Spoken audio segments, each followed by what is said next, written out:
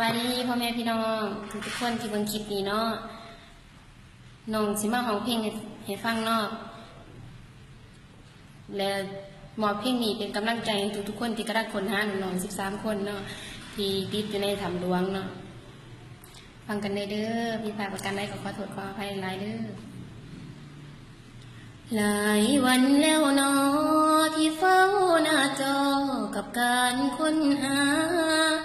13 ชีวิตที่จากมารดาบ่ฮู้ว่าสิเป็นจังใดติดในถ้ำหลวงขุนน้ำนางนอนที่หายลับไปป่านนี้สิเป็นจังใดอยู่ในถ้ำหลวงแห่งนี้ขอบารมีสิ่งศักดิ์สิทธิ์เจ้าป่าเจ้าเขาโปรดช่วยเปิดทางให้เขา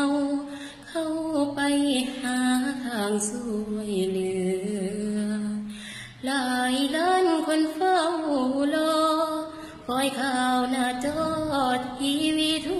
กวันลูกเอ๋ยเจ้าจงกลับหากัน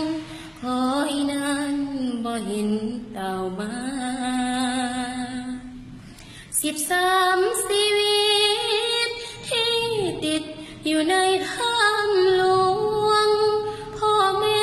เป็นห่วงเสียงห้องหาน้ำตาลินไหล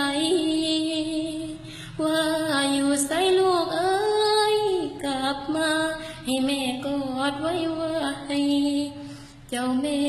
ขอจงเห็นใจให้อภัยลูกแม่เลิศนานส่งหน่วยกู้ภัยหลายล้านดวงใจส่งไปถ้ำหลวง